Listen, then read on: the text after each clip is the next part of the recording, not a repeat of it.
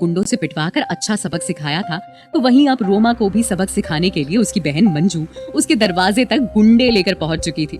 वो लगातार दरवाजा पीटती हुई रोमा को धमकाए जा रही थी, मगर रोमा और तमन्ना कोई दरवाजा खोलने को तैयार नहीं थे। माथुर साहब इस तमाशे से तंग आ चुके थे, इसीलिए उन्होंने तमन्ना को दरवाजा खोलकर मंजू को अंदर बुलाने को कहा। तमन्ना ने झटक कर माथुर साहब को बोला, डैड आप ये क्या कह रहे हो? मौसी गुंडे लेकर आई हैं अपने साथ, अंदर आ गई तो जो सामान दिखेगा सब समेट कर ले जाएंगी। माथुर साहब ने सख्ती से कहा, मैंने कहा ना तमन्ना, जाकर दरवाजा खोल दो। तमन्ना अपनी जगह से हिलने तक को तैयार नहीं थी, लेकिन तभी रोमा ने कहा, तमन्ना पापा कह रहे हैं ना तो खोल दो, पक्का तुम्हारे पापा के दिमाग में कोई ना कोई बात तो सूझी ही होगी, तभी ऐसा कह रहे हैं, जाओ खोल दो जाकर। रोमा के कहते ही तमन्ना ने दरवाजा खोला और मंजू हिटलर की तरह चिल्लाती हुई अंदर आ गई, मानो वो सब कुछ जलाकर खाक कर देगी। रोमा और माथुर साहब भी वहीं दरवाजे के पास ही आ गए, लेकिन मंजू आज यहाँ कोई रिश्तेदार या गप्पे हाकने नहीं आई थी, बल्कि अपने पैसे वसूलने आई थी। उसने गुस्से में कहा, तुम्हें मेरे पैसे लौटाने का कोई इरादा है या मैं और दूसरे तरीके निकालूं? एक बार मुझे बता दो। माथुर साहब ने पीछे से कहा, मंजू क्या लगता है तुम्हें इस घर की कीमत क्या होगी? माथुर साहब ने अपने घर को देखते हुए कहा। उनके सवाल के बाद मंजू ने बड़े ध्यान से उनके घर पर चारों तरफ नजर दौड़ाकर देखी और बोली, घर तो काफी बड़ा है, प्रॉपर्टी भी अच्छी जगह है, मेरे हिसाब से तो इसका रेट करे 10-15 करोड़ का तो होगा ही। माथुर साहब ने जवाब देते हुए कहा, मंजू मैं ये घर बेचने की सोच रहा हूँ, इसीलिए प्लीज थोड़े दिन रुक जाओ, जैसे ही बेचकर पैसे मिलेंगे मैं तुम्हारा कर्जा लौटा दूंगा। लेकिन मंजू को ये प्रस्ताव पसंद नहीं आया। उसने तुरंत बोला, अपने ये फालतू के पैंतरे मेरे सामने करने की कोशिश मत करो, समझे? जब औकात ही नहीं थी लौटाने की तो पैसे लिए ही क्यों? माथुर साहब बोले, मैं कोई चालाकी नहीं कर रहा मंजू, सच बोल रहा हूँ, मैं तुझे सारे पैसे सूद समेत लौटा दूंगा। तू अपना इंटरेस्ट तब तक जोड़ती रहे जब तक मैं तेरे हाथ में पैसे नहीं दे देता। इंटरेस्ट की बात सुनकर मंजू के कान खड़े हो गए। वो जितनी भड़की हुई अंदर घुसी थी, इंटरेस्ट की रकम सोचकर थोड़ी शांत सी हो गई थी, लेकिन फिर उसने तुरंत बोला, ठीक है जीजा जी, अब आप ऐसे बोल रहे हैं तो मैं आपको थोड़ा और वक्त दे देती हूँ, लेकिन अगर कुछ दिनों में ये घर नहीं बिका और पैसे मेरे हाथ में नहीं आए तो फिर ये घर मेरा। बोलिए, मंजूर है? माथुर साहब ने बोलने के लिए बोल तो दिया था, लेकिन सर से छत जाने के बारे में सोचकर उनकी रीढ़ की हड्डी में सिरहन सी उठ गई थी, दिमाग झंझनाने लगा था। लेकिन मंजू जैसी मुसीबत से निपटने का और कोई रास्ता तो था नहीं, इसलिए उन्होंने कहा, मंजूर है, अगर मैं तुम्हें पैसे नहीं दे पाया तो ये घर तुम्हारा। मंजू की आंखों में घर की चमक अभी से ही दिखने लगी थी, लेकिन तमन्ना की आंखों में अगर कुछ था तो सिर्फ खौफ। उसने डरते हुए माथुर साहब से पूछा, डैड आर यू सीरियस? आप सच में ये घर बेच देंगे? माथुर साहब ने बड़े सीधे सपाट लहजे में कहा, पैसे चुकाने का और कोई तरीका है तुम्हारे पास तो बताओ। तमन्ना ने अपना मुंह बंद ही कर लिया, लेकिन रोमा टपाक से बोली, लेकिन ये घर बेचने की क्या जरूरत है?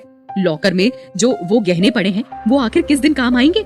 माथुर साहब ने चिड़चिड़ा कर कहा, तुम्हारे गहने नहीं है वो, जो उन पर अपनी दांत गड़ाए बैठी हो, रूही के माँ के गहने हैं। रोमा ने मुंह ऐंठते हुए कहा, रहने दीजिए, अगर आपको देना ही होता ना तो आपने कब का रूही को दे दिया होता। और कौन सा रूही की माँ यहाँ गहने पहनने के लिए बैठी है? मुझे लगता है जो जिंदा है आपको उनकी ज्यादा फिक्र होनी चाहिए, ना कि जो मर चुके हैं उनकी। रोमा की ऐसी कड़वी बातों से माथुर साहब का दिमाग खराब हो चुका था। उन्होंने दांत पीसते हुए कहा, रूही की माँ जिंदा नहीं है, लेकिन रूही तो जिंदा है ना। और हाँ, मैंने उसे गहने अब तक इसलिए नहीं दिए क्योंकि वो उन्हें संभालने के लायक नहीं है, वो नहीं समझ पाएगी। माथुर साहब का ऐसा गर्म मिजाज देख रोमा थोड़ा सहम कर बोली, जो करना है कीजिए, बस इतना बताइए कि इस घर को छोड़कर हम जाएंगे कहाँ? माथुर साहब ने तुरंत कहा, किसी फ्लैट में जाएंगे। और कहाँ जाएंगे?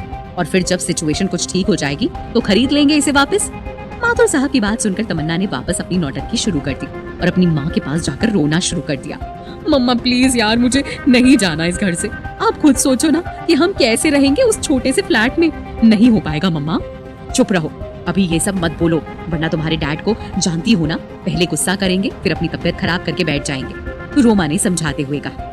इन सारी बहसबाजी के बाद माथुर साहब सीधा अपने कमरे में गए और अपने दोस्तों को फोन लगाने शुरू कर दिए ताकि कोई घर खरीदार मिल सके। तमन्ना भी खिसियाकर अपने कमरे में चली गई और फ्लैट में शिफ्ट होने के डर से सिसकने लगी। रोमा ने चुप कराना चाहा, लेकिन वो चुप होने का नाम ही नहीं ले रही थी, बल्कि और उल्टा भड़क कर बोली, मम्मा डैड हमेशा अपनी मनमानी क्यों करते हैं? कभी रूही को ब्रेसलेट दे दो तो कभी बैग दे दो, कभी कुछ, और अब तो उनको उस पागल पर इतना प्यार आ रहा है कि खुद फ्लैट में शिफ्ट होने को तैयार है। और गहने बेचने को तैयार नहीं है। हद है। रोमा ने उसे समझाते हुए कहा, तमन्ना, अगर तुम्हारे पापा अपनी मनमानी करने में माहिर हैं, तो फिर मैं भी उनकी पत्नी हूँ। मैं भी पीछे नहीं हटूंगी। अगर वो अपनी जिद पर अड़े हैं कि उन्हें वो गहने नहीं बेचने, तो फिर मेरी भी ये जिद है कि मैं वो गहने बेच कर ही दम लूंगी, पर ये घर हमारे हाथ से नहीं जाने दूंगी। रोमा की बात सुनकर तमन्ना को थोड़ी शांति मिली, लेकिन अपने बाप के गुस्से का डर उसके मन में इतना था कि वो मात्र सोच कर ही थरथरा गई थी। उसने डरते हुए अपनी माँ से पूछा, लेकिन मॉम, अगर डैड को पता चल गया तो? तुम बताओगी उन्हें? हाँ? तमन्ना ने तुरंत ना में सर हिला दिया। रोमा ने आगे कहा, मैंने सोच लिया है मुझे क्या करना है। मैं उन सारे गहनों को बेचकर उनकी जगह डुप्लीकेट पीसेस रखवा दूंगी। तुम्हारे पापा वैसे भी उसे बेचने वाले तो है नहीं, तो असली और नकली के बारे में पता चलने का कोई सवाल भी पैदा नहीं होता। रोमा का आइडिया सुनकर तमन्ना की सांस में सांस आ गई। उसे तसल्ली हो गई कि उसकी माँ अपनी कोई ना कोई लोमड़ी चाल चलकर इस घर को किसी और के पास जाने से बचा ही लेंगी। इधर चिराग के घर पर रूही अपने बिस्तर पर लेटी लेटी आराम कर रही थी कि तभी उसका फोन बजा। उसने निकाल कर देखा तो जानवी का मैसेज पड़ा था। रूही, मेरी एक आंटी के थ्रू मुझे सुनने में आया है कि तमन्ना और उसकी माँ अपनी कुछ ज्वेलरी बेच रही है। I mean, 2-4 और लोगों से भी बात की है उन्होंने। लगता है उनकी फाइनेंशियल कंडीशन वाकई खराब है। जानवी की ये बात सुनकर रूही का ध्यान उन गहनों पर ही अटक गया। उसे कहीं ना कहीं ये अंदाजा हो गया था कि हो ना हो ये उसकी माँ के ही गहने होंगे। रूही ने तुरंत रिप्लाई किया, जानवी, तुम्हारे पास उन गहनों की कोई फोटोज हैं? मेरे पास तो नहीं है, पर शायद आंटी के पास है। मैं उनसे लेकर तुम्हें आगे फॉरवर्ड करती हूँ। जानवी से बात खत्म होने के बाद रूही एकदम किसी गहरी सोच में चली गई। मुश्किल से तो मैंने तमन्ना से अपनी मम्मा की ब्रेसलेट ली थी, लेकिन अब लग रहा है कहीं वो उनकी सारी ज्वेलरी ना बेच दे। कितना शौक था मम्मा को ज्वेलरी का, एक एक चीजें चुनकर इकट्ठा किया था, लेकिन ढंग से पहन तक नहीं पाई। तभी जानवी का फिर से मैसेज आया। मैसेज में उसने एक पिक्चर अटैच किया था। रूही ने जब पिक्चर खोलकर देखी तो वो हूबहू उसकी माँ की ही ज्वेलरी थी। ये देखकर रूही का दिल बैठ गया। वो डर गई कि कहीं वो अपनी माँ की निशानियां खो ना दे। उसने हड़बड़ाते हुए टाइप किया, जानवी, ये मेरी मम्मा की ही ज्वेलरी है। प्लीज कुछ करो यार, ये चाहिए मुझे। मैं इसे खोना अफोर्ड नहीं कर सकती। कुछ भी करो, दुगने दाम में भी लेना पड़े तो लो, आई डोंट केयर, पर ये हाथ से निकलना नहीं चाहिए प्लीज। जानवी ने मैसेज में लिखा, रूही, इतना स्ट्रेस मत लो। तुमने कह दिया ना एक बार, मैं अब उसे कुछ नहीं होने दूंगी। और तुम्हें अपनी ही चीजों के लिए कोई डबल प्राइस पे करने की जरूरत नहीं है, बल्कि तुम्हें उन ज्वेलरी के लिए कुछ भी पे करने की जरूरत नहीं पड़ेगी। मैं ला कर दूंगी तुम्हें तुम्हारी मम्मा की ज्वेलरी, ट्रस्ट मी। जानवी का ये मैसेज पढ़ के रूही के चेहरे पर सुकून आ गया था। उसके माथे पर पड़ी शिकन सीधी हो गई थी। उसने जानवी के इस मदद के बदले उसे एक बहुत ही प्यारा सा थैंक यू मैसेज लिखा और आगे कहा, जानवी, यू डोंट नो मैं कितनी थैंकफुल हूँ तुम्हारी। I just can't express. पर मैं तुम्हें एक बात बता रही हूँ, इस हेल्प के बदले अगर आगे कभी भी तुम्हें मेरी हेल्प की जरूरत हो तो मैं मना नहीं करूंगी, बल्कि मास्क लगाकर प्रिया बनने को भी रेडी हूँ। ये बोलकर उसने एक हंसने वाली इमोजी भी दी, जिस पर जानवी ने उस पर हार्ट रिएक्ट कर उसका जवाब दिया। उसने फिर आगे कहा, रूही, डोंट एवर थिंक कि मैं तुम्हारी हेल्प तुमसे बाद में कोई फेवर लेने के लिए कर रही हूँ। मैं तुम्हारी हेल्प इसलिए कर रही हूँ बिकॉज तुम एक अच्छी इंसान हो, मेरी दोस्त हो। अब क्योंकि जानवी ने रूही की मदद करने की ठान ही ली थी, तो उसे कोई ना कोई उपाय तो लगाना ही था, और उसने उपाय भी इतना मजेदार लगाया जो कि एकदम लाजवाब था। उसने अपने लिए भी एक मास्क खरीदा और फैसला किया कि वो रोमा से मिलने जाएगी। एलीट क्लास की औरतों के बीच ऑलरेडी ये ज्वेलरी वाली बात फैल चुकी थी। सब एक दूसरे से लगातार कम्युनिकेट कर रहे थे, तो जानवी ने भी एक ग्रुप में उन गहनों को खरीदने की बात रखी। और सिर्फ बात नहीं रखी, बल्कि इतनी ऊंची बोली लगाई कि वो सीधा रोमा की नजरों में चढ़ गई। प्लान अब बिल्कुल जानवी के ही तरीके से चल रहा था। रोमा ने फाइनली वो ज्वेलरी दिखाने के लिए जानवी को अपने घर बुलाया। जानवी जैसे ही उसके घर आकर बैठी, तमन्ना भाग कर गई और सारी ज्वेलरी उठा कर ले आई। उसने वो बॉक्स सामने की टेबल पर रखा और उसका ढक्कन खोलकर जानवी को कहा, हैव अ लुक।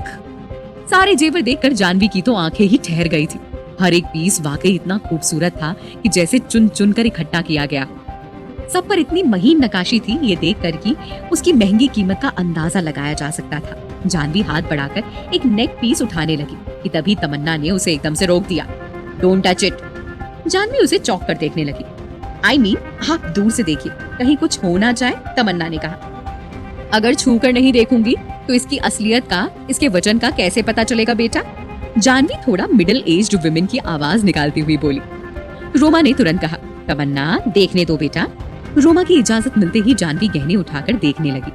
उसने गहनों को अच्छे से देखा और बोली, गहने तो वाकई बहुत सुंदर है, नो डाउट।